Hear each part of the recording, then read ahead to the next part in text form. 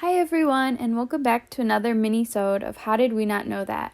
My name's Nat, and today I wanted to talk to you all about theories of international relations.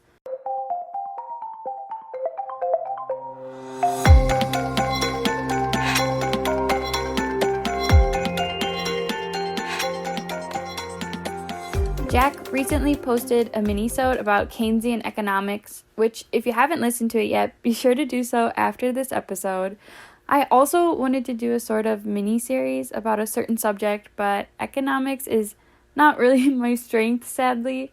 I did, however, have to take about 1 million classes in college about theories of international relations, so I thought maybe I could talk to you all about that today. But before I dive in, I have a very exciting announcement for you all. Jack and I will be hosting our very first live stream on February 19th at 8 p.m. Eastern Time.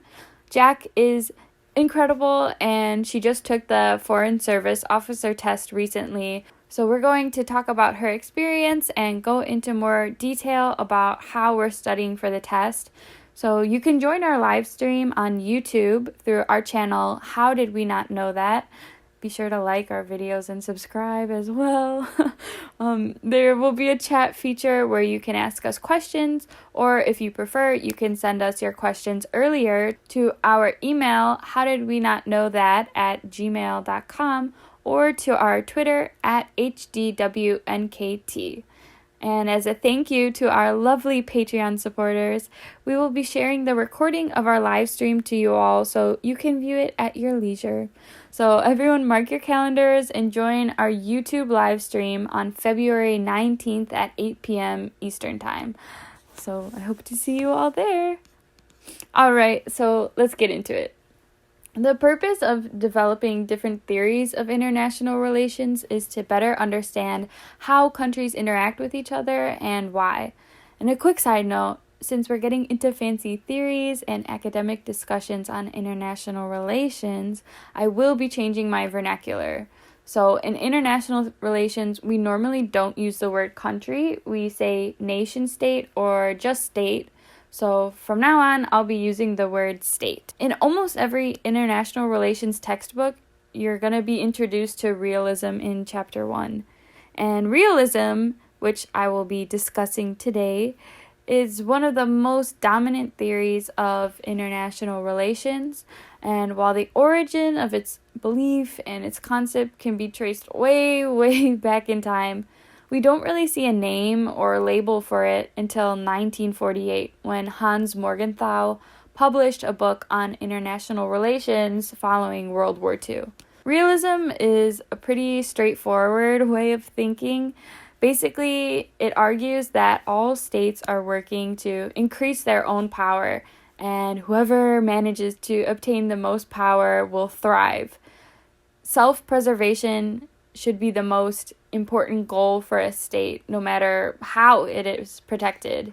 So pretty much goodwill and moral obligations are thrown out the window. Realism suggests that violence and deceit can actually be super helpful in obtaining power and advancing national interests.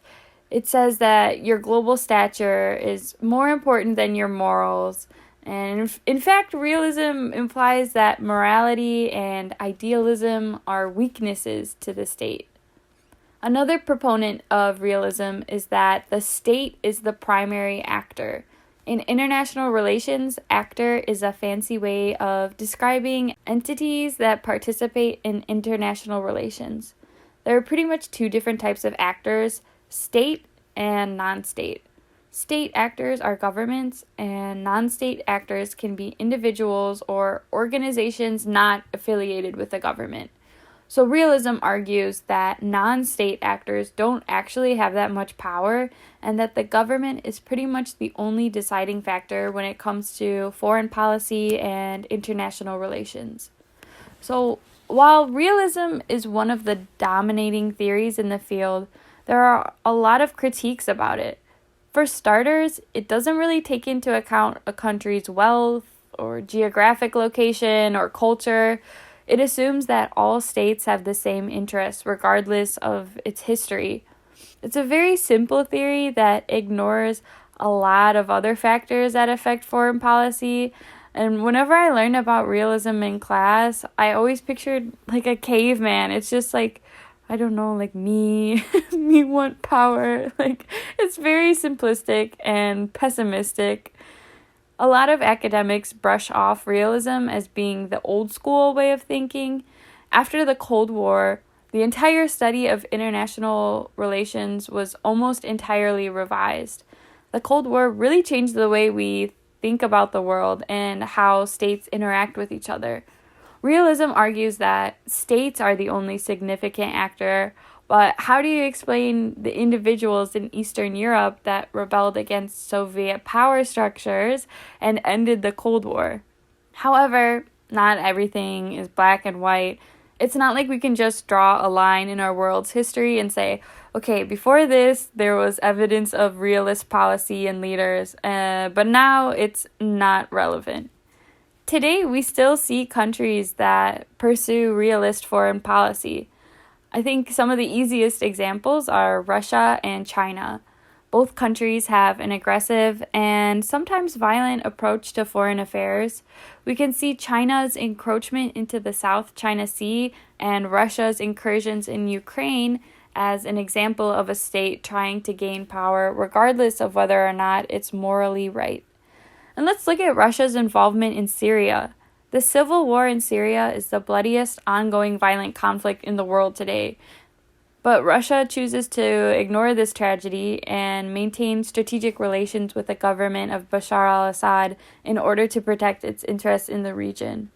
And what about China's relations with North Korea? Even though North Korea has an abysmal human rights record and a history of aggressive nuclear testing, China maintains economic and diplomatic ties with the government in order to gain more power in the region. Regardless of your opinion on the theory, realist policies still exist in today's world.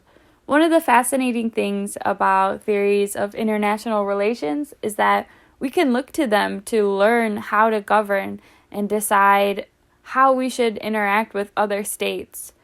So what do you think? Do you think realism should be at the forefront of international relations, or do you think we should just abandon it entirely? We have a pretty global audience, so I'm actually really curious to hear about what you all think. So let me know what your opinion on realism is by emailing us at howdidwenotknowthat@gmail.com or by tweeting us at HDWNKT. Thanks for listening. See you next week. This has been an episode of How Did We Not Know That? If you liked it, don't forget to subscribe to us on Apple Podcasts, Spotify, or wherever you get your podcasts from. You can also follow us on all social media, including YouTube, at How Did We Not Know That? If you thought our podcast was low quality, we know. We thought so too. Help us improve the podcast by contributing to our Patreon. Thank you for listening, and see you guys next week.